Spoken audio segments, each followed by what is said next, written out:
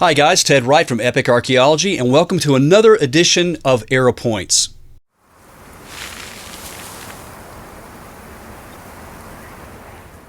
Today I want to talk about primary sources.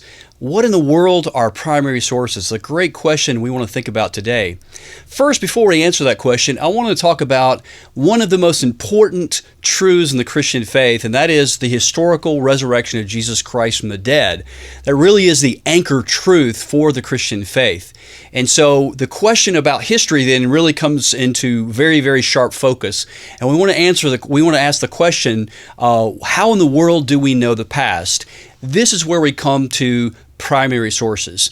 Well, primary sources are what historians all strive to study when they want to reconstruct history, because the most fundamental question is, how do we know the past? If you think about it, the crucifixion and the resurrection of Jesus happened 2,000 years ago. So the question about history becomes very, very important. So we know the past basically by three primary sources. And the three primary sources are this. Number one, eyewitnesses. Someone to have lived through an event, saw the event, and who actually was able to record that event in a historical record. And that would be the second primary source, which we would call historical records or historical inscriptions. The third primary source would be archaeological evidence. So again, the three primary sources are eyewitnesses, historical records, and archaeological evidence. Let me give you an example of how these three primary sources work together. Over 100 years ago now, there was a very famous ship that sank off the coast of the Atlantic Ocean, and you all know what I'm talking about. That is the Titanic, the RMS Titanic. And that sank in April of 1912. So the question is that we want to ask, getting back to our basic question, how do we know the past? Because if you think about it, no one was alive today who actually saw that happen. I mean, the eyewitnesses are already dead, but there must have been eyewitnesses, someone who have actually survived the Titanic, to come and tell us what actually took place. And there were many. One in particular that I want to think about right now is she was actually a little girl when she boarded the Titanic with her parents. Her name is Eva Hart. And Eva Hart was 7 years old when she boarded the Titanic in England with her mom and dad. And of course, the ship sank. And she later, as she obviously survived the sinking of the Titanic, she wrote about her experiences in her diary, in her journals. So she was an eyewitness to the sinking of the Titanic. Then she wrote down the events that she saw with her own eyes of the sinking of the Titanic. And then the third is archaeology, and I'll come to that in just a moment. Let me talk just a little brief moment more about this eyewitness testimony and how this works. So in history, obviously, you've got people who claim to be eyewitnesses, but what happens when you have eyewitnesses that seem to conflict?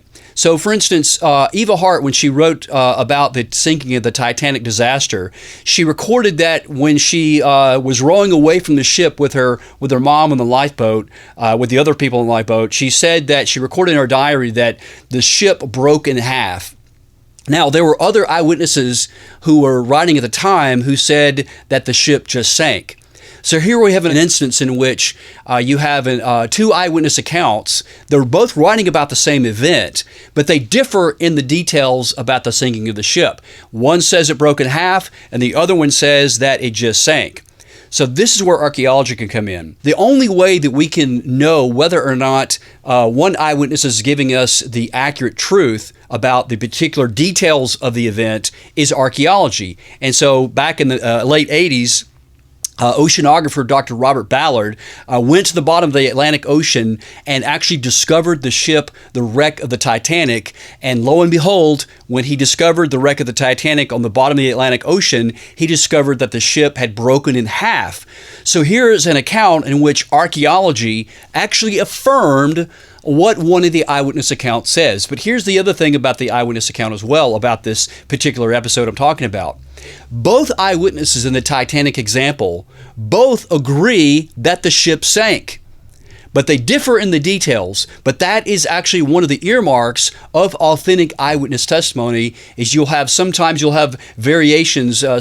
One person says this, the other person says that, but they both agree in the core detail, and that is that the ship actually sank. And the archaeology backs both of those up on that account, and then it actually affirms Eva Hart's account and the others who said that the ship actually broke in half. So in the New Testament, we have the gospel writers Matthew, Mark, Luke, and John, and sometimes they might differ on small details, but they all agree that Jesus rose from the dead, and that is one of the earmarks of authentic testimony. The other thing we've got, besides these eyewitness testimony in the gospel accounts, is we have the archaeology. And the archaeology can function three ways. Archaeology can clarify, it can affirm, and it can illuminate the Bible.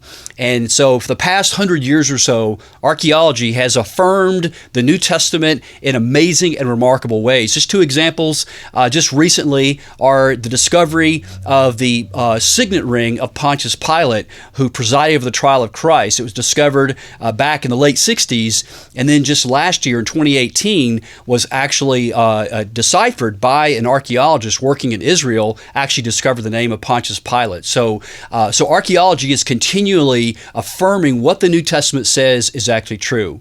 So this is an example of where the primary sources all work together to help give us some kind of very high degree of probability that we can know history with a very high degree of certainty. And the New Testament fulfills all three of those in amazing and remarkable ways. I hope you enjoyed this video. If you like this video, then follow us on our YouTube channel, and also check us out on epicarchaeology.org and check out our blog for more details. Thank you.